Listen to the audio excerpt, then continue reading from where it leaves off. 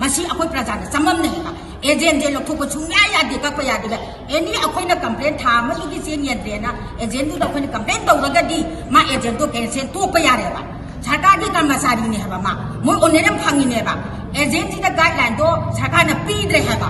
agent ꯑꯃ ꯑꯣꯏꯕ ꯍꯥꯏꯕꯁꯦ ꯃꯥꯒꯤ ꯏꯃꯨꯡ ꯑꯃꯒꯤ ꯍꯤꯡꯗꯕ ꯁꯔꯀꯥꯔꯒꯤ ꯑꯦꯝꯄ꯭ꯂꯣꯏꯃꯦꯟ ꯑꯃꯒꯨꯝꯕꯅꯦꯕ ꯑꯗꯨꯅ ꯑꯦꯖꯦꯟꯁꯦ ꯁꯣꯜꯂꯦ ꯍꯥꯏꯅꯁꯨ ꯈꯜꯂꯦ ꯑꯗꯣ ꯃꯇꯨꯡꯗꯗꯤ ꯑꯩꯈꯣꯏꯒꯤ ꯈꯦꯇ꯭ꯔꯤꯒꯥꯎꯒꯤ ꯑꯦꯖꯦꯟꯁꯤꯡꯁꯦ ꯄꯨꯟꯁꯤꯟꯕꯤꯌꯨ ꯑꯦꯖꯦꯟ ꯑꯃꯒꯤ ꯇꯧꯐꯝ ꯊꯣꯛꯄ ꯔꯥꯏꯠꯇꯣ ꯆꯞ ꯆꯥꯅ ꯄꯥꯡꯊꯣꯛꯄꯤꯌꯨ ꯑꯩꯈꯣꯏ ꯄ꯭ꯔꯖꯥꯒꯤ ꯆꯥꯛꯊꯨꯡꯁꯦ ꯑꯩꯈꯣꯏ ꯐꯪꯍꯟꯕꯤꯌꯨ ꯑꯩꯈꯣꯏ ꯆꯔꯥ ꯍꯦꯜꯍꯟꯕꯤꯒꯅꯣꯕ ꯁꯤ ꯍꯥꯏꯖꯅꯤꯡꯉꯤ ꯍꯥꯏꯕ ꯉꯁꯤꯒꯤ ꯋꯥꯐꯝꯁꯦ ꯑꯩꯈꯣꯏ ꯁꯤ ꯃꯌꯥꯝꯁꯦ ꯂꯣꯏꯅ ꯀꯩꯅꯣ ꯏꯃꯨꯡ ꯃꯅꯨꯡ ꯐꯦꯃꯤꯂꯤꯁꯦ ꯑꯐꯕ ꯑꯝꯇ ꯁꯨꯔ ꯅꯣꯝꯃ ꯆꯠꯂꯦ ꯆꯥꯕ ꯉꯥꯛꯇꯅꯤ ꯑꯗꯒꯤ ꯂꯥꯟꯅꯦꯅ ꯇꯧꯕꯁꯤ ꯃꯊꯣꯡ ꯍꯪꯗ ꯑꯩꯈꯣꯏ ꯅꯨꯄꯤꯁꯤꯗꯤ ꯑꯌꯥꯝꯕ ꯀꯥꯡꯒꯨꯝ ꯆꯥꯏꯔꯤꯅꯦꯕ ꯁꯤꯒꯤ ꯃꯔꯛꯁꯤꯗ ꯑꯩꯈꯣꯏꯒꯤ ꯏꯝꯐꯥꯜ ꯏꯁꯀꯤ ꯗꯤꯁꯤꯁꯤꯅ ꯈꯪꯅ ꯑꯃꯨꯛꯁꯨ ꯍꯟꯅ ꯍꯟꯗꯛꯀꯤ ꯊꯥ 3ꯒꯤ ꯆꯦꯡ ꯄꯤꯁꯟꯕꯁꯦ ꯌꯥꯝꯅ ꯂꯥꯏꯕꯛ ꯊꯤꯕ ꯑꯩꯈꯣꯏꯒꯤ ꯑꯗꯨꯒ ꯊꯥ 2ꯒꯤꯁꯤ ꯑꯩꯈꯣꯏꯅ ꯗꯤꯁꯤꯗ ꯑꯗꯒꯤ SDOꯗ ꯊꯤꯔꯨꯕ ꯃꯇꯝꯗ ꯃꯣꯏꯅ SDCꯗꯁꯨ ꯊꯤꯒꯠꯂꯨꯕ ꯃꯇꯝꯗ ꯆꯦꯡꯁꯤ ꯊꯥ 3ꯒꯤ ꯌꯦꯟꯊꯣꯛꯈ꯭ꯔꯦ ꯍꯥꯏꯗꯅ ꯕꯦꯅꯤꯐꯤꯁꯔꯤ ꯊꯥꯒꯠꯂꯛꯑꯦ ꯃꯣꯏꯅ ꯊꯥꯒꯠꯄꯤꯔꯛꯏ ꯑꯩꯈꯣꯏ ꯊꯦꯡꯅꯖꯩ ꯑꯗꯨꯕꯨ ꯑꯩꯈꯣꯏ ꯄ꯭ꯔꯖꯥꯒꯤ ꯈꯨꯠꯇꯗꯤ ꯆꯦꯡ ꯊꯥ ꯑꯃꯈꯛꯇꯪꯒꯤ ꯐꯪꯉꯤ ꯑꯗꯣ ꯃꯁꯤ ꯗꯤꯁꯤꯅ ꯄꯥꯔꯃꯤꯠ ꯄꯤꯗꯅ ꯆꯤꯡꯊꯣꯛꯍꯜꯂꯤꯕ ꯄꯣꯠꯁꯦ ꯂꯥꯏꯕꯛ ꯊꯤꯕꯅꯤ ꯍꯥꯏꯅꯁꯨ ꯑꯩꯅ ꯍꯥꯏꯖꯒꯦ ꯑꯗꯨꯒ ꯆꯦꯡꯁꯤ ꯌꯦꯟꯕ ꯃꯇꯝꯗꯁꯨ ꯀꯥꯔꯠ ꯑꯃꯗ ꯌꯥꯎꯖꯔꯤꯕ ꯃꯤꯁꯤꯡꯁꯤꯁꯨ ꯄꯤꯗꯕꯅ ꯑꯌꯥꯝꯕꯅꯤ ꯑꯩ ꯏꯁꯥꯃꯛꯁꯨ AY ꯀꯥꯔꯠ ꯄꯥꯏ ꯑꯗꯨꯕꯨ ꯃꯣꯏꯅ KG 40 ꯄꯤ ꯃꯁꯤꯁꯨ ꯑꯩꯈꯣꯏ ꯏꯁꯥꯗ ꯑꯉꯛꯄ ꯑꯃ ꯐꯥꯎꯏ ꯑꯁꯨꯛ ꯌꯥꯝꯅ ꯋꯥꯅꯔꯕ ꯃꯇꯝ ꯑꯁꯤꯗ ꯁꯨꯃꯥꯏꯅ ꯑꯩꯈꯣꯏꯒꯤ ꯀꯩꯅꯣꯒꯤ ꯆꯦꯡꯁꯤꯒꯤ ꯃꯇꯥꯡꯗ ꯇꯧꯕꯤꯕꯁꯤꯗꯤ ꯑꯩꯈꯣꯏ ꯄ꯭ꯔꯖꯥ ꯑꯃ ꯑꯣꯏꯅ ꯑꯩꯈꯣꯏ ꯌꯥꯝꯅ ꯅꯨꯡꯉꯥꯏꯖꯗꯦ ꯍꯥꯏꯗꯅ ꯑꯩ ꯉꯁꯤ ꯅꯨꯡꯉꯥꯏꯇꯕ ꯑꯩ ꯐꯣꯡꯗꯣꯛꯆꯔꯤ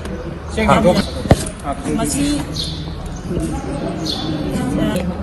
April, May, June book sumain matang deng muda moina yeli book juji yelak to kambu jingja sidai da koina jingji kari thagi no hambada moju chap sana haidre khangdre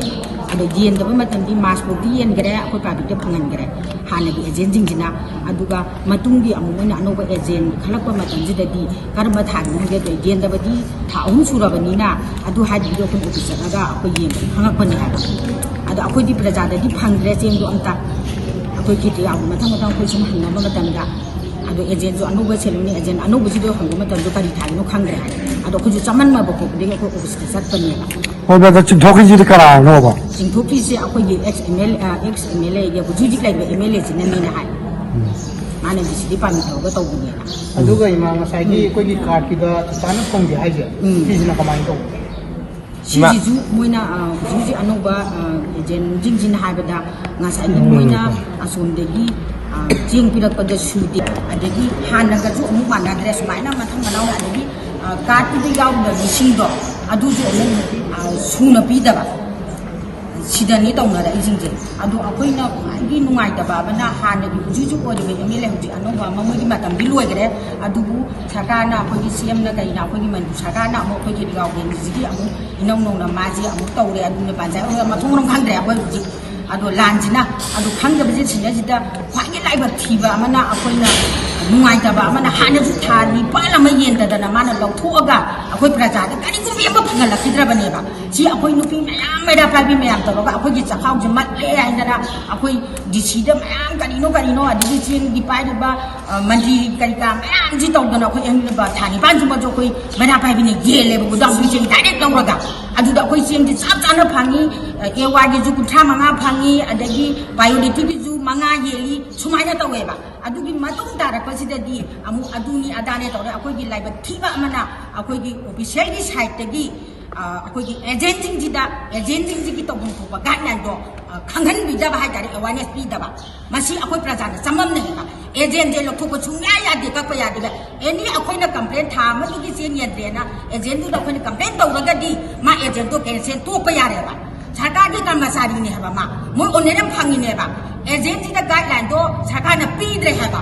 agent ama oiba habase magi imung amagi hindaba sarkargi employment amagumba ba aduna agent je chole na ju khale ado matung dadi akoi gi khetigaw agent jing je punjan biu agent amagi tawham to pa dai to chap chan pang thuk biu akoi praja gi chakthung je akoi phangan biu akoi chara helan bi gan wa ba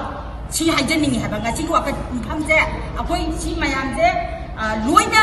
kan inung manung family je aphabam tre suro no mesa le sa bang atani adagi lane na taw ga ji mathong no hangda koi nupi si de ayamba kang bung jai ri ne ba sigi mara sida koi gi Imphal East ki DC sina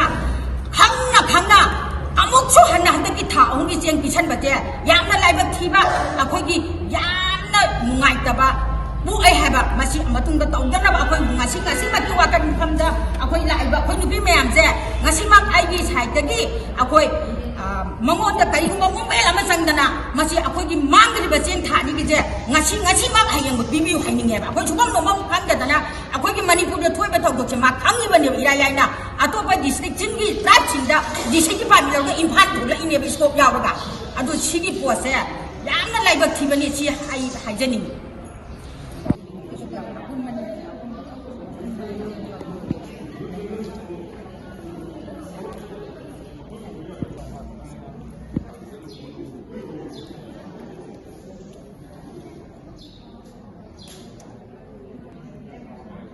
Pues no,